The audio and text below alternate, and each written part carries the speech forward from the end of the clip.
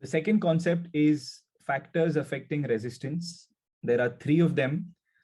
One is material, that is indicated by the symbol rho, that is also called as resistivity or specific resistance. And the second factor is length, and the third one is area. One factor that has not been shown here is temperature, because in ICSE, temperature does not have any analytical application. That means there is no formula where they will ask you the relationship between resistance and temperature. So I will cover temperature theoretically, but not in this analytical discussion. So let us see how all three factors, they affect resistance. So I will start by keeping the material same. So resistivity will not be altered. I will also keep area constant. Let us see what will happen to the resistance on changing the length. So I'm increasing the length of the wire by keeping material and area fixed. So as you can see, as the length increases, more and more electrons, they are getting involved in the collisions, and that is causing the resistance to increase. That means the relationship between resistance and length is a direct one. If you increase the length, the resistance also increases. You can check the value here at the top. Now I'll be reducing the length. The value of resistance is also getting diminished. So this is the relationship between resistance and length. It's a direct one. Now let us keep length fixed along with material, and let us toggle the area. So I'll be reducing the area. You can see diagrammatically what kind of a change it's doing to the wire. But at the same time, also check the value of resistance. As the area is reducing, the resistance goes on increasing. And as the area increases, the resistance decreases. Okay.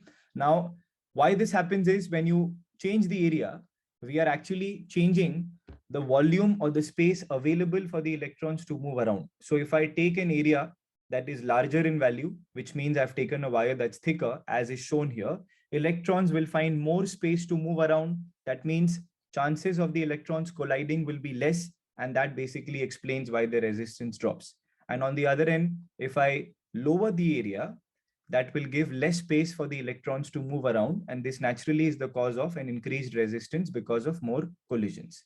Now, lastly, let us see how material affects the resistance. So this time I will be keeping length and area constant, and I'm going to increase the resistivity. So let's increase the resistivity. That means we are working with conductors that are not good conductors. And as you can see, the resistance also increases. More resistance means there is more obstruction to the flow of current. Therefore, we cannot categorize them as good conductors. But if I lower the value of resistivity, that means I'm working with a material that's either silver or copper. That means they are good conductors. In this case, you can see how the resistance also gets affected. So resistance is directly affected by the resistivity. Low resistivity means low resistance, and high resistivity means high resistance. More length means more resistance, and more area means less resistance. So apart from resistivity, that's material, and length, there is only area which is inversely proportional. Otherwise, resistivity and length are directly proportional to resistance. So this is how the three factors affect resistance. So these are the three factors that we've just seen. One is length, the other is area. I've also written or radius because area of the wire is in the shape of a circle, and the formula for area of a circle is pi r square. So here the factor that can affect resistance is r square. So either you say r inversely proportional to A, or you can also say r inversely proportional to the square of the radius of cross section. And lastly, it is material that also has a direct relationship. Then after that, a factor which was not there in the analytical discussion is temperature. And in temperature, you've got to remember two things. There are two things to be remembered. The first is how temperature affects the resistance of metals and alloys. And the second is how temperature affects the resistance of semiconductors, which is not explored much in ICSE. But just remember the relation. As far as metals and alloys are concerned, if you increase the temperature of them, then their resistance also increases. That means they are no longer good conductors when you increase the temperature.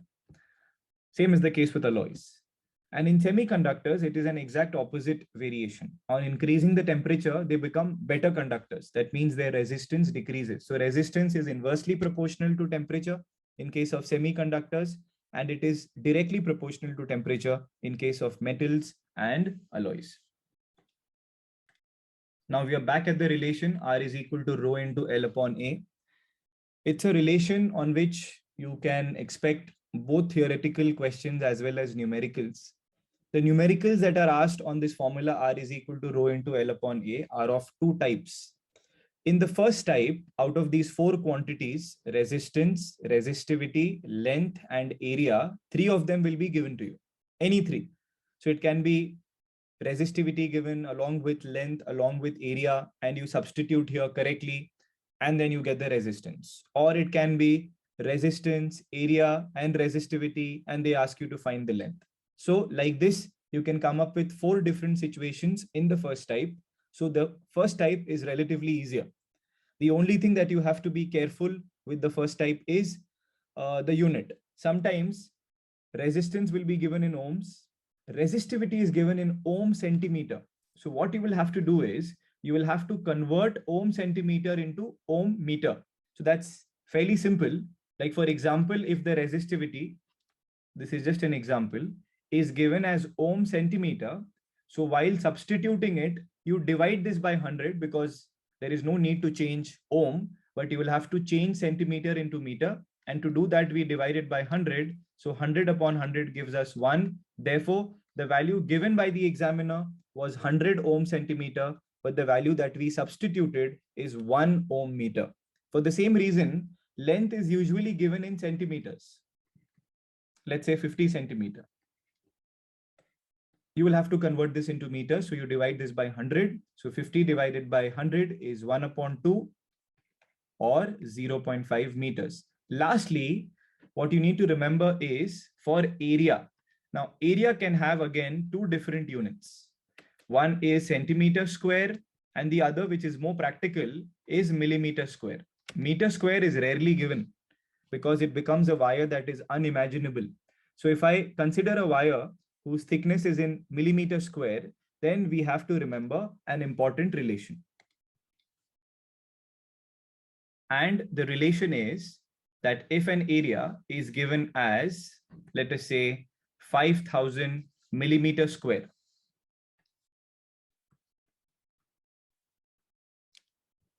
so what you do is you divide this by 10 raised to 6, and only then you will be able to convert it into meter square. Now, from where has this relation come? We know that 1 meter is 10 raised to 2 centimeters, and 1 centimeter is 10 mm. So 1 meter will be 10 raised to 3 mm. So 1 meter square will be 10 raised to 6 millimeter square. And for the same reason, 1 millimeter square will be 10 raised to minus 6 meter square. And therefore, we are dividing by 10 raised to 6. So after doing the division, you will get the answer. Now, in this case, these 3 zeros from here and 3 zeros from the denominator get cancelled. So we are left with 5 upon 10 raised to 3. And this can be written as 5 into 10 raised to minus 3 meter square. So we started with 5,000 millimeter square and we divided it by 10 raised to 6. And we now have 5 into 10 raised to minus 3 meter square. And this is what we have to substitute. For the same reason, if they give us centimeter square, now in this case, to convert centimeter square to meter square, you will have to divide by 10 raised to 4. That is the only change. So in millimeter square, you divide it by 10 raised to 6. And in centimeter square, you divide it by 10 raised to 4. So let's take a numerical on the same concept. There is a wire which has a resistance of 50 milliohms.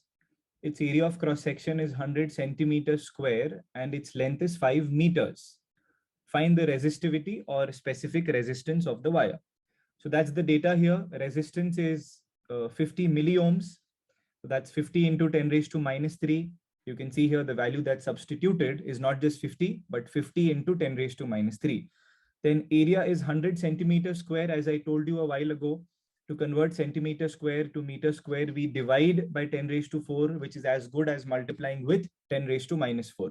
So I've multiplied 100 by 10 raised to minus 4, and this is 10 raised to minus 2 meter square. The length is 5 meters.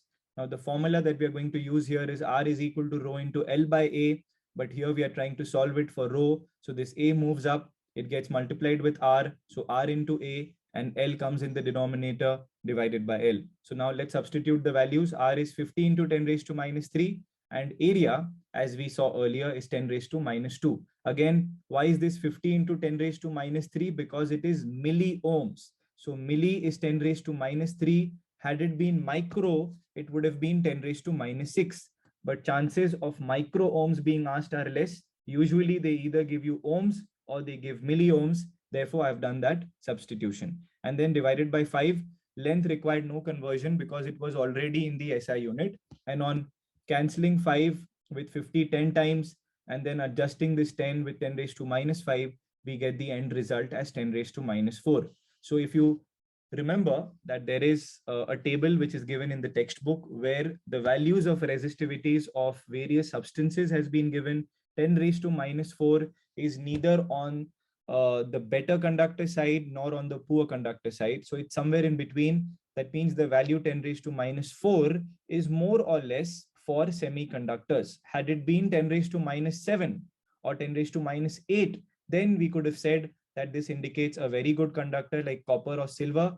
And if the value is high, 10 raised to plus 4 or 10 raised to plus 5, then in that case, it definitely indicates an insulator.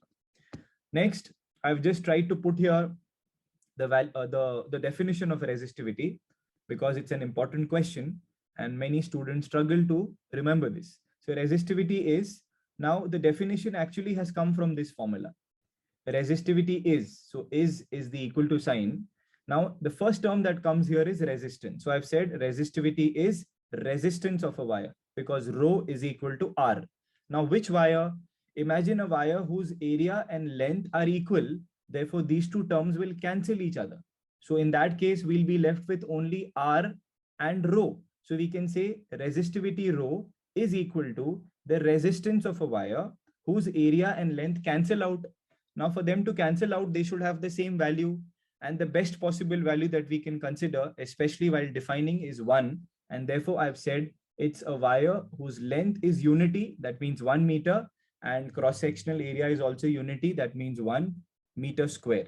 So only in that case, length and area will get cancelled. And we can say that resistivity is equal to the resistance. So it's a conditional statement. It's a specific value of resistance. Therefore, resistivity is also called as specific resistance because it is resistance defined under certain specific conditions. And the condition is area and length should be equal. Next is the unit. Here also many students, they get confused.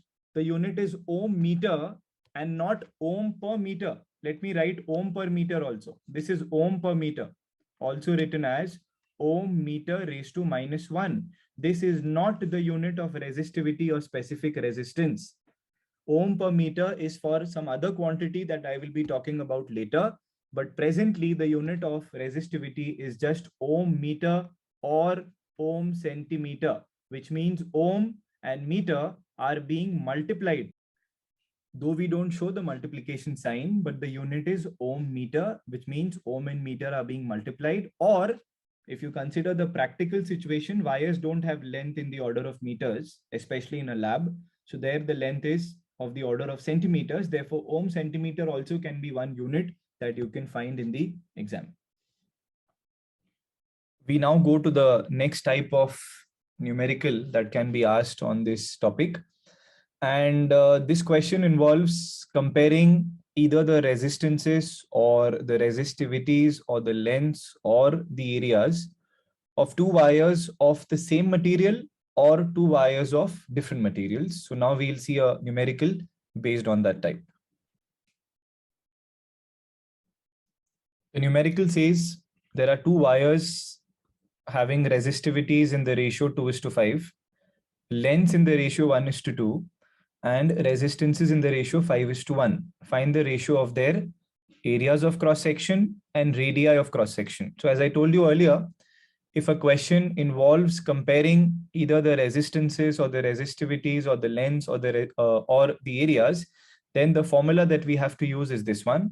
R1 by R2 is equal to rho1 by rho2 into L1 by L2 into A2 by A1. So now the values that have been given to us in this question are the ratio of resistivities, the ratio of lengths, and the ratio of resistances. So let us make the corresponding substitutions. So R1 by R2 is 5:1. That is equal to rho1 by rho2, which is 2:5, into L1 by L2, which is 1:2. And then we'll try and solve this to get the ratio of their areas. Now these two 2's get cancelled.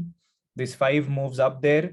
So A2 by A1 is 25:1, but we will have to stick to the format of the question. According to the question, the first number always corresponds to the first wire. But here, according to the answer that we have got here, the first number corresponds to the second wire. So we'll have to again present it in the same format. So let's reciprocate this. And now the ratio that we've got, 1:25, is the answer to the question, ratio of areas.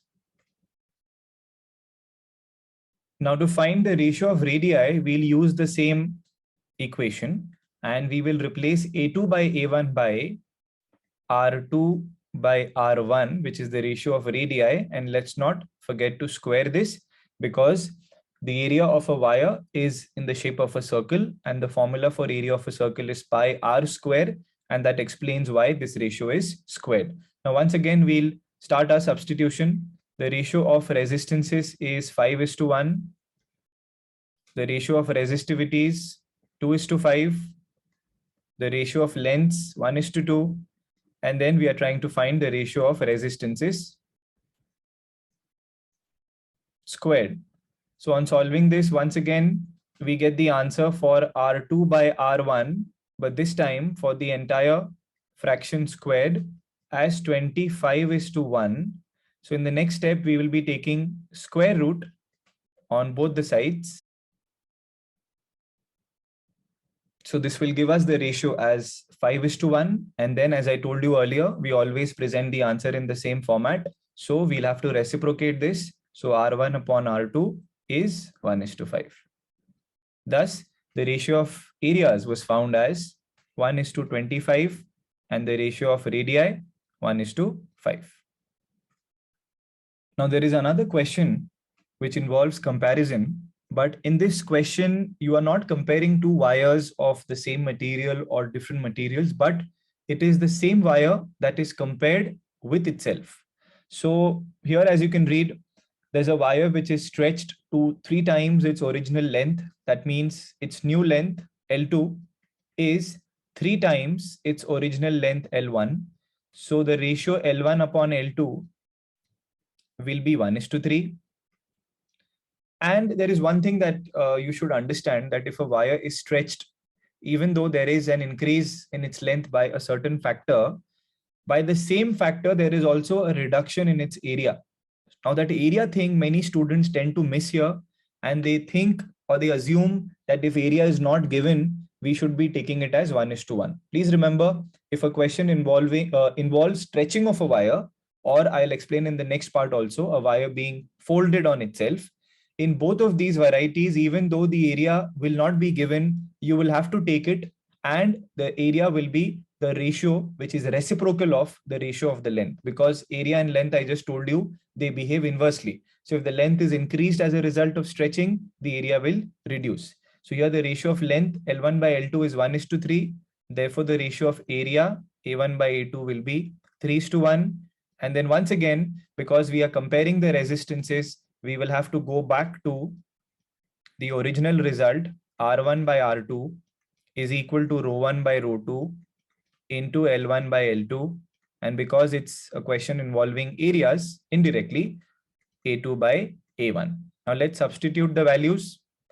Ratio of resistances is to be found, so I'll just leave that as R1 by R2. Now it is the same wire that is being stretched. So obviously we are not changing the material. So rho1 upon rho2, they cancel out and the answer is 1:1.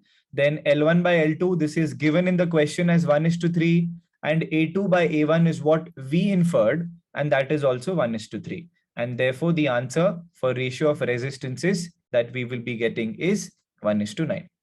So the wrong answer would be 1:3 for those students who haven't considered the area, and the correct answer is 1:9. So if this were to be asked as an MCQ, there will be two options. One of them will be 1:3 and the other one will be 1:9.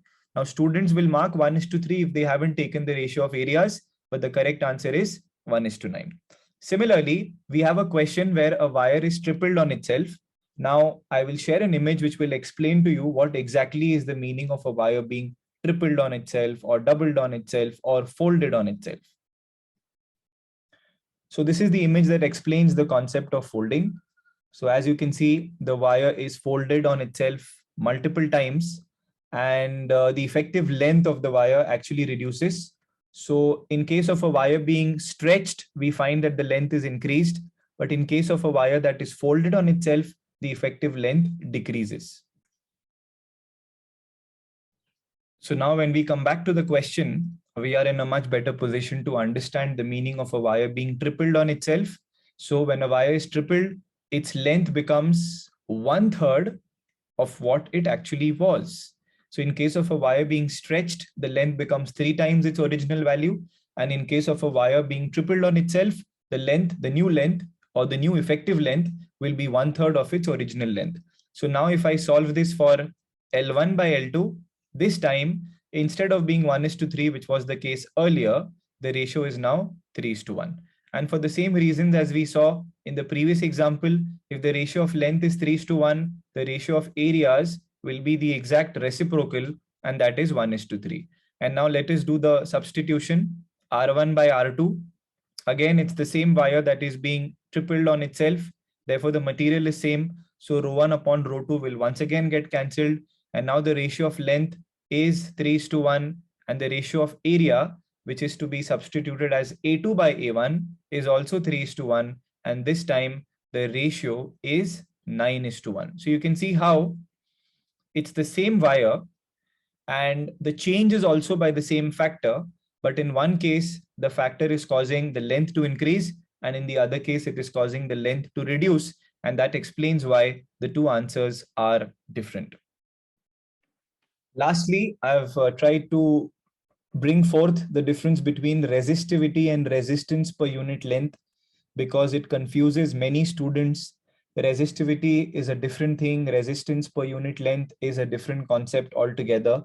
And if you can see the first point, that itself tells you the difference between the two of them.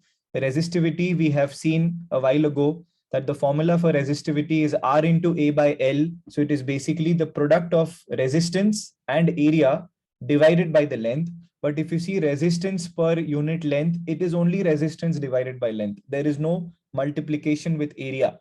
And this is the reason why the units of the two quantities also are different. In case of resistivity, the unit is ohm meter, which I already have explained to you. And in case of resistance per unit length, the unit is ohm per meter. And the last point says two wires of the same material have the same resistivity irrespective of their dimension. So if you get a question in the exam, let's say two copper wires, they have lengths in the ratio 1:3 and areas in the ratio 1:5. Determine the ratio of their resistivities. Don't fall in the trap of substituting the values. For resistivities, as long as the material is same, the ratio will be 1:1. Yes, the ratio of resistance can be found, and we've already seen questions based on that. Similarly, when I go to the other side, it says two wires of the same material again. They can have different resistances. Okay, so there's a correction there. It is resistances based on different lengths. And I will take a numerical which is based on the concept of resistance per unit length now. The question says a wire 15 meter long. It has a resistance per unit length of 1.5 ohms per meter. That means every meter of the wire, it has a resistance of 1.5 ohms. That is the information that is conveyed by resistance per unit length. Now it is broken down into 3 equal parts. That means each part has a length of 5 meters. And these parts are connected in parallel, and we've got to now determine the equivalent resistance. So let us see how to solve this question based on the concept of resistance per unit length. So here's the wire of length 15 meters. So I'll break it down into 3 parts. Each part has a length of 5 meters.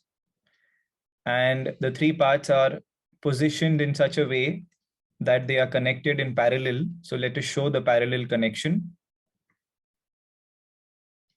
We know in parallel all the starting points are connected together, and so is the case with all the ending points. And this is how the arrangement is going to look like. So basically, each section of the wire can be imagined as a resistor. So basically, there are 3 resistors and they are connected in parallel, and we have to find what is the equivalent resistance of this combination. Now, before we find the effective or the equivalent resistance, we need to know the value of each and every resistor of these segments. So let me call the segment as AB.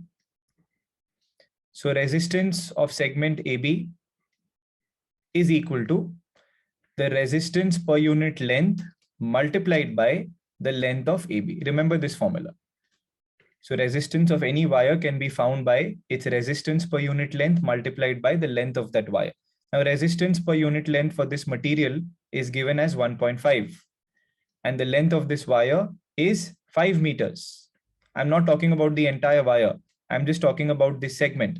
And when you do this multiplication, you will get 7.5 ohms as an answer. So this segment has a resistance of 7.5 ohms. And since the other segments are also equal in length, they will all have resistances of 7.5 ohms each. And now we have to find the effective resistance in parallel, which is given by the formula 1 upon R is equal to 1 upon R1 plus 1 upon R2 plus 1 upon R3. So let's substitute. So 1 upon R is equal to 1 upon 7.5, 1 upon 7.5, 1 upon 7.5. So it's basically 3 such terms. And therefore, this will be 3 divided by 7.5. You can cancel this and you get 1 upon 2.5. But don't forget to reciprocate in the end. Many students think this is the final answer. We have found it for 1 upon R. So when you reciprocate it, you get the value as 2.5 ohms. And this is the answer to the question. Finally, just to summarize things, I have gathered or compiled here important points that we should remember. Let's read them one by one. If 2 wires are of the same material, then their resistivities are in the ratio 1:1. Resistances may or may not be in the ratio 1:1. Resistance is directly proportional to temperature for metals and alloys, and it is inversely proportional to the temperature for semiconductors. Resistance per unit length is to be treated as another form of resistance while solving numericals, and you must have seen this in the last question. Ratio of radii is always to be squared and then considered inversely while finding the ratio of resistance. This also we found or we saw in the ratio formula that we had considered at the start of this discussion. If the ratio of radii is to be found, then take the square root of the ratio in the second last step to get the final answer. Square root because the ratio of radii comes with a square, and if that is to be found, you will have to get rid of the square, and that can only be done if you take square root on both the sides. Lastly, if a wire is stretched or folded on itself, we usually are given the ratio of length, but we have to also consider the ratio of area, and then on properly substituting, we will get the ratio that is asked. That's it in the second concept. Thank you.